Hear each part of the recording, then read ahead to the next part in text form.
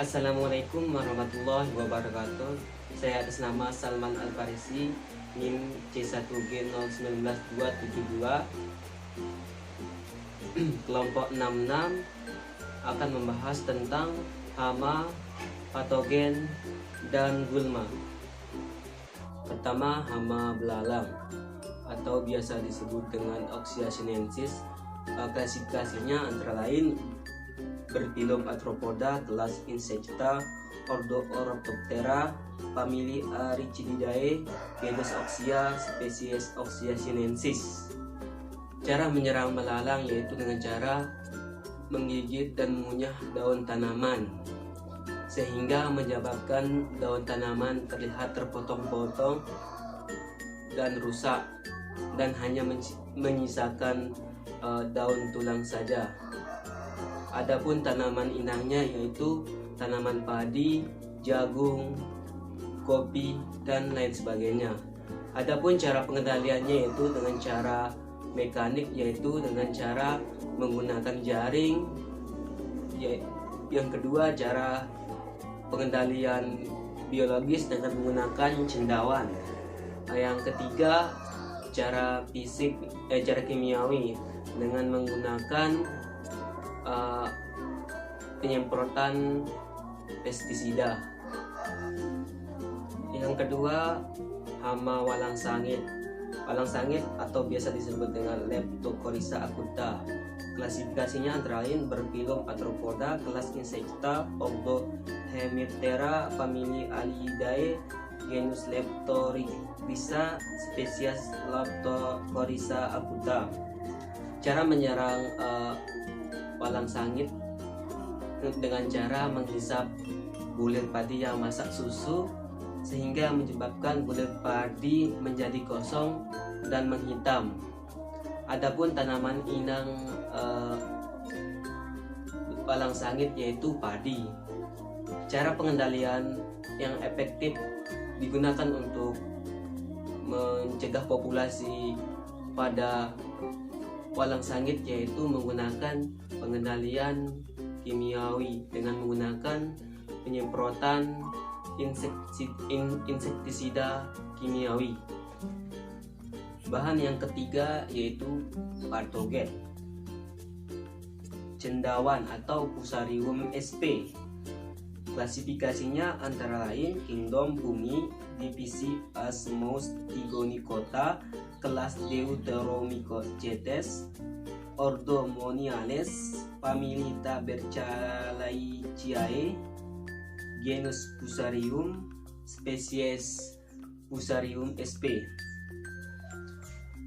Mekanisme penularan infeksi cendawan atau Fusarium pertama kali melalui lubang alami seperti hidatoda, nektar, stomata, atau luka, kemudian berkembang ke dalam jaringan tanaman dan menetap, serta berkembang dalam jaringan pembuluh tanaman sehingga melambat kelancaran pengangkutan air hara. Gejala serangan yang ditimbulkan oleh cendawan atau Fusarium sp yaitu tanaman menjadi layu sehingga menyebabkan tanaman mati dan tidak memberikan hasil. Tanaman inang dari Fusarium sp yaitu bawang, cabai, melon, semangka, dan lain-lain. Adapun cara pengendaliannya yaitu pertama, pengendalian mekanik dengan cara rotasi tanaman. Yang kedua, biologis dengan memanfaatkan musuh alami yaitu Trichoderma. Yang ketiga, dengan cara kimiawi dengan menggunakan fungisida. Yang keempat adalah puru akar atau biasa dikenal dengan nama latin Meloidocine sp.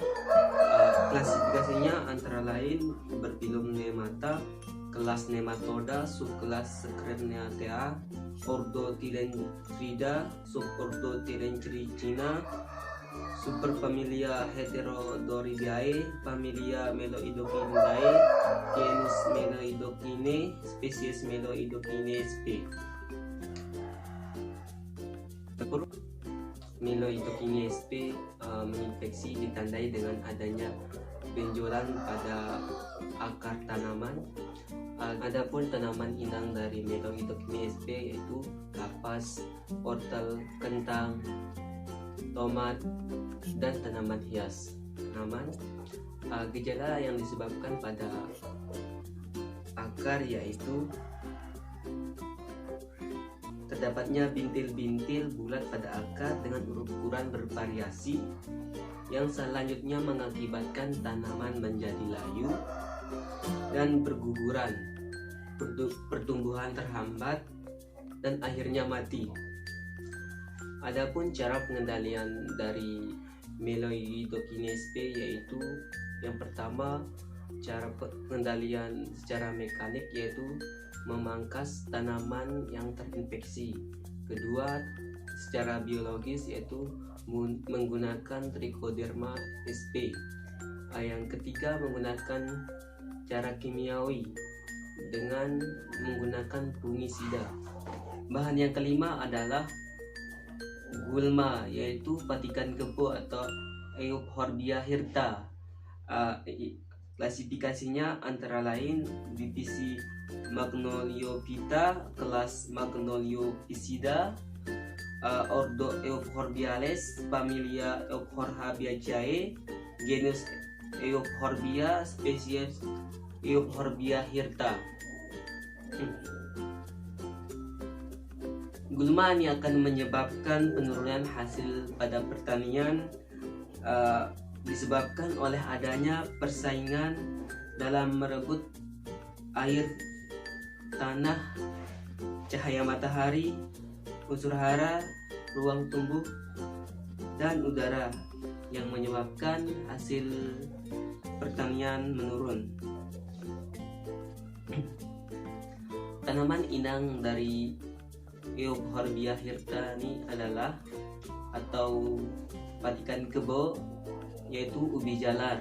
Adapun pengendalian yang dapat dilakukan pertama secara mekanik yaitu dengan cara pembabatan atau pencabutan dari gulma tersebut.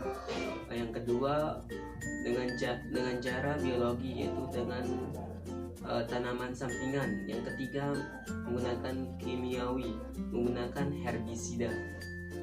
Yang terakhir adalah rumput teki atau Ciperus rotundus. Klasifikasinya divisi Spermatophyta, kelas Liliopsida, ordo Ciperates, famili Ciperaceae, genus Ciperus, spesies Ciperus rotundus. Di lahan pertanian, rumput teki sangat merugikan karena menghasilkan aleopati.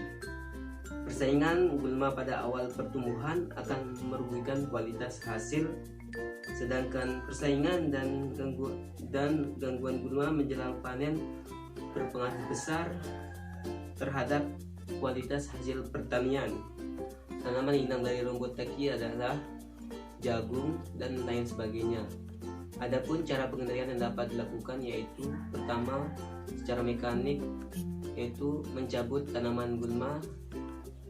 Yang kedua secara biologis yaitu menanam tanaman sela. Yang terakhir menggunakan pengendalian kimiawi yaitu menggunakan herbisida.